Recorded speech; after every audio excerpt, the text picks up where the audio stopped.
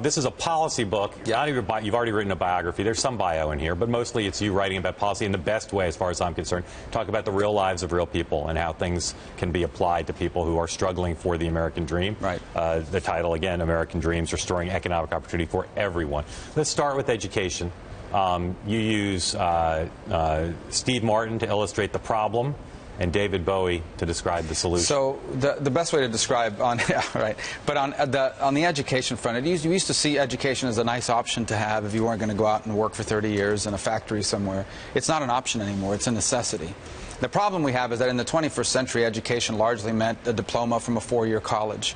And my argument is that in the 21st century, we need multiple variables of education. First, we need vocational programs where people can graduate from high school certified to go to work. There's no reason why you can't graduate someone at 18 years of age certified as a BMW technician, and they can make $40,000 a year as an 18-year-old. Who should do the certification? Well, obviously, the private industry certifies. For example, BMW has a training system, and the question is, do you wait till they're 25 and they've dropped out of school and they've languished in the economy, or do you do it when they're 16, 17, and 18 and they clearly have an interest in mechanical things? Beyond that, I think we can partner with labor unions. I think we can partner with local governments and community colleges and school districts to do more vocational training and apprenticeships in the trades. And there's a huge demand for that in a growing economy. There's a growing number of those middle skill, higher paid jobs in the 21st century. We have a second challenge with education, and that is people in their 30s, 40s, sometimes 50s, who are working for $11 an hour as a receptionist or in the mailroom somewhere because they never acquired education or are not qualified for some of the newer jobs that are out there. The only way they're ever going to get a raise is if they can acquire new skills. The problem is they have to work full-time, they have to raise kids. They can't drop everything and go to a traditional school for 4 years. So that's why I talk about innovations and accrediting, so that you can create or actually you can incentivize what already are existing educational programs that allow you to package learning no matter how you acquired it. It could be a combination of classroom work, paid or unpaid internships, work experience, life experience.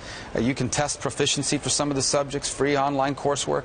The combination of all of that could be packaged into the equivalent of a degree. Today it's hard to do that because the federal government will only pay for, and the private sector typically only recognizes, a traditional degree from an accredited school. Talk about the innovative idea you have on student loans, replacing student loans with private investments. Well, it's a personal issue for me. I owed over $100-something thousand in student loans. Easy to pay back. No, I had to write a book. When I got in the Senate, I was paying, I think it was $800 a month.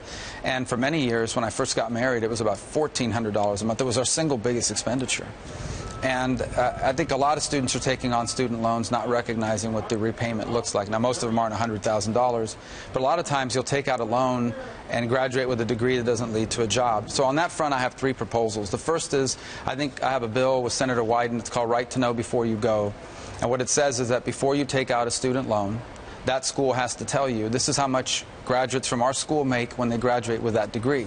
So you can make a decision of whether or not it's worth borrowing that money. And you'd have the federal government mandate that the schools have to do that. Yeah, it would be a law that would require that information be available. Right. Ultimately, the student decides whether they want to go forward or not, but that information would be available to them. The second one would be, we would make income-based repayment the default repayment method for people. In essence, everyone's repayment on it, and obviously you could always pay more, and we've worked on that with Mark Warner.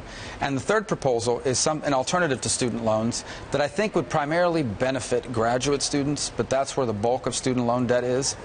It's something called a student investment plan, where basically you could take your undergrad resume and the work you've done and your outlook and basically go to an investment group who agrees to pay for your college tuition. They're investing in you, and in exchange you promise to pay them a percentage, 1 or 2% of your earnings for the next 10 years after you graduate. And it's just like any investment fund. You're betting on an individual. What kind of people would invest? Well, there are groups that do that now and have expressed an interest in doing it in the future. Look, there would be a profit involved in it, certainly, if you make the right bet in someone. I mean, how someone would they graduates. Evaluate who to bet on? Well, that's exactly what the student have to go in and sell themselves. So you go and have basically like an investment interview and pitch yourself and say, here are my career goals. Here's what I graduated from Stanford with a 4.0 in molecular biology. I'm going to go to the medical school. I'm going to become a researcher. I'm going to invent these great drugs. I'm going to make a bunch of money. And if you pay for my studies for the first 10 years that I work, I'll pay you a percentage of my earnings. If that worked as well as you think it might, how much of the market would that take? Well, I'm not saying that this is the silver bullet for everybody. I would imagine that it would be an option available to some people, not to everyone. But that's okay. I mean, having as many options as possible as an alternative to the traditional borrowing is important. One thing that would help with student loans is what I've described to you earlier, and that is the ability to package learning.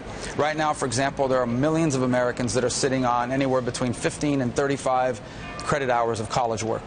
But that and zero is worth the same thing because you don't get a degree for 30 credit hours. It would be great if we could allow people that have some education, 30 or 40 credit hours, to augment it with online coursework, get credit for their life experience and work experience, and somehow be awarded an employable degree or certificate. And why should these be federal programs? Why not just let governors, innovative governors, handle Well, they can. I mean, the federal role in this primarily is the largest payer of education in the country through Pell Grants, through student loan programs, through all the other programs. But that's the way it is now. Why not just devolve it to the states?